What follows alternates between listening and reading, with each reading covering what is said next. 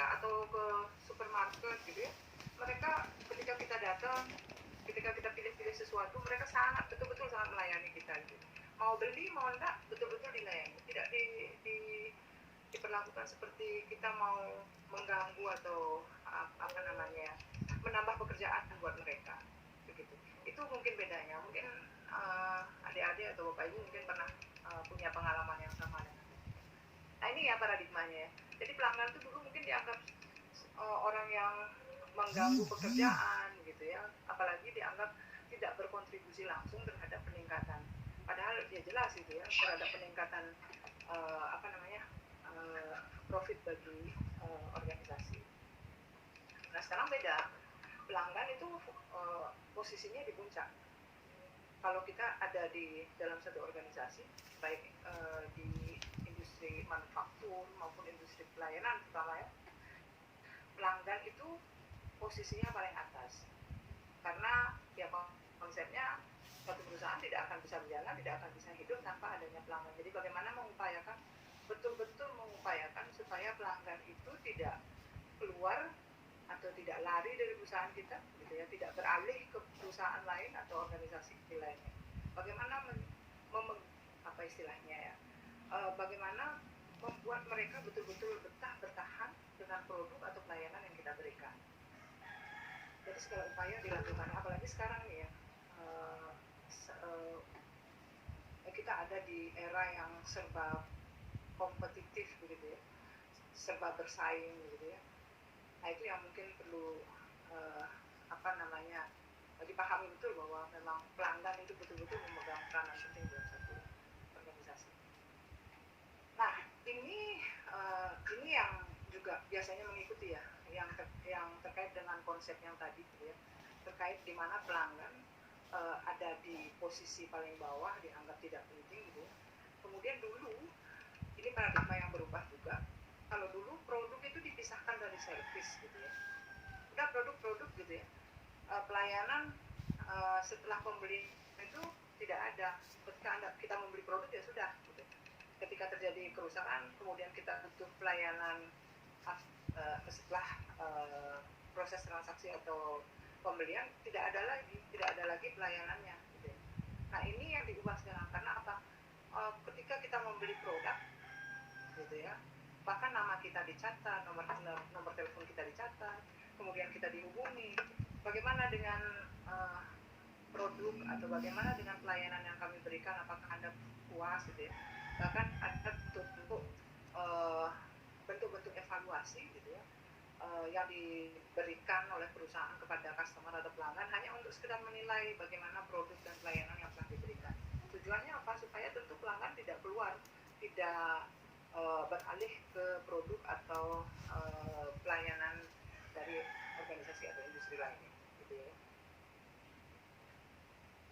Kemudian kalau dulu gitu ya, satu ukuran dipakai untuk semua gitu. Jadi maksudnya adalah ketika kita memproduksi barang gitu, memang ini istilahnya semacam grosir gitu ya, tapi sekarang orang sudah berpikir bagaimana membuat produk yang memang betul-betul sesuai dengan apa yang diinginkan oleh pelanggan, betul-betul yang memang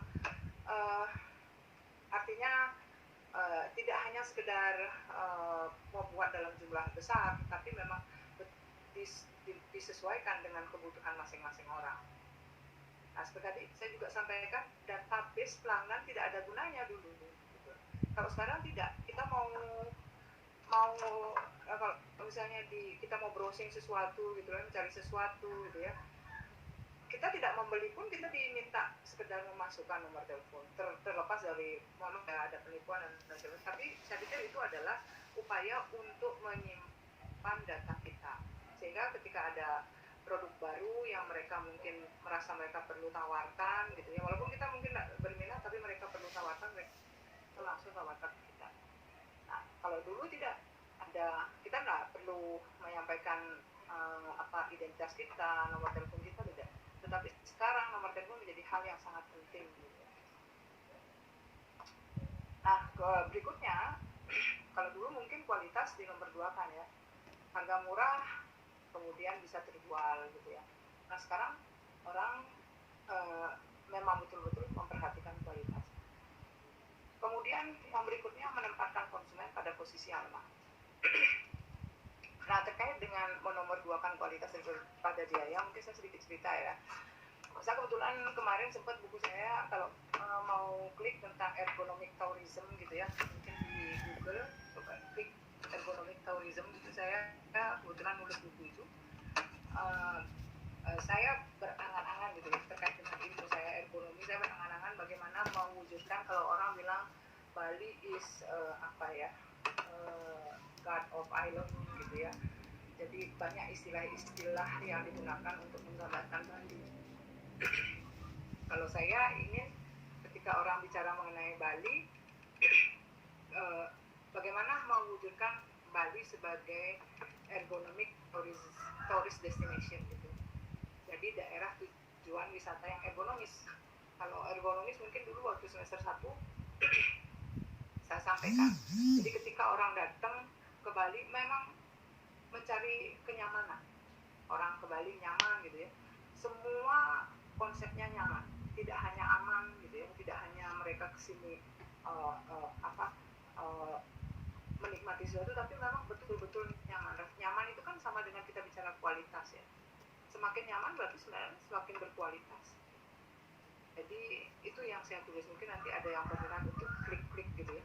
Jadi konsepnya tuh kalau di ilmu saya belum ada sih yang menulis seperti itu. Kalau orang ke Bali naik bis misalnya dari bandara ke mana ke Bedugul gitu ya, memang desain bisnya itu memang betul-betul yang nyaman, mereka mau duduk, mau selonjoran gitu. Tapi ya itulah ergonomic tourist destination yang kami maksudkan. Tentu mahal, iya jelas mahal. Kita bicara kualitas, kita bicara mahal gitu ya. Kalau saya nggak tahu apakah kita siap atau tidak, tetapi itu yang saya tulis tadi itu. Artinya apa?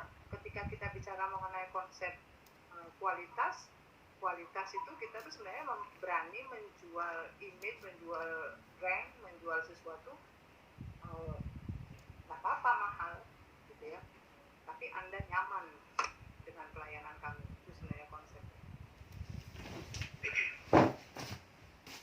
Nah ini sebenarnya kemarin sempat jadi perdebatan ketika saya dengan teman-teman Bali nggak bisa bicara kualitas dulu, kita butuh wisatawan yang banyak gitu ya, karena memang ketersediaan fasilitas akomodasi kita luar biasa banyaknya dan kita butuh wisatawan untuk datang. Tapi karena pandemi ini ternyata mau tidak mau, karena buku itu saya tulis sebelum pandemi ini, ternyata memang itu digiring, mau tidak mau kita harus bicara kualitas. Nanti misalnya orang ke hotel gitu ya, memang harus atur jarak, memang tidak boleh bergerombol, tidak boleh banyak orang. Otomatis untuk menutupi kos, berarti orang datang mungkin nanti akan dibuat seperti itu. Orang datang memang mahal, kalau mau berwisata ya memang mahal, mau tidak mau. Dan kita siap, tidak hanya produk tangible yang mahal gitu, yang berkualitas.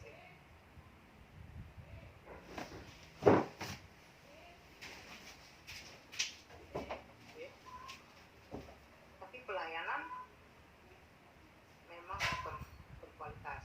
Ya mungkin itu yang perlu ditanyakan. Mau paradigmanya mungkin punya pandangan yang berbeda dari apa yang telah sampaikan.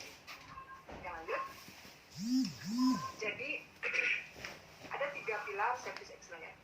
Yang pertama, produk dan pelayanan yang berkualitas tinggi. Jadi produk. Jadi kita tahu di produk hotel itu ada 2. Seperti yang saya sampaikan, produk hotel itu ada 2. Ada tangible product, ada intangible product. Gitu ya. Tangible product itu artinya segala produk yang bisa dipegang, diraba gitu ya. Jadi produk nyata gitu ya. Itu tangible product. Kemudian yang kedua, intangible product. Intangible product itu adalah produk yang hanya bisa dirasakan. Apa? Pelayanan, kebersihan, kenyamanan gitu ya. Itu termasuk dalam intangible product. Kalau orang mengatakan mana yang lebih penting, tangible atau intangible product, tentu sama pentingnya. Kita tidak bisa bicara mengenai hotel yang mewah, hotel yang super fasilitasnya tanpa diikuti dengan pelayanan yang super juga. Nah, sama juga, kita juga memberikan pelayanan yang luar biasa bagus, tetapi tidak diikuti dengan fasilitas yang apa namanya yang mendukung begitu ya, tentu tidak akan tercapai customer satisfaction.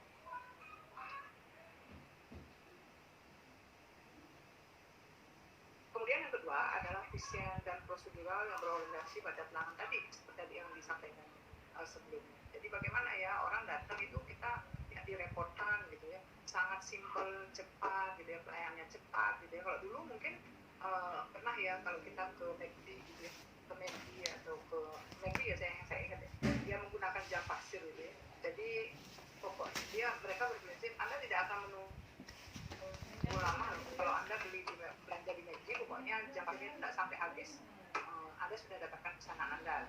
Jadi mereka memang diupayakan untuk bekerja dengan cepat gitu ya. Mungkin masih ingat ya, saya nggak tahu kalau di hotel bagaimana untuk mengukur kecepatan ya.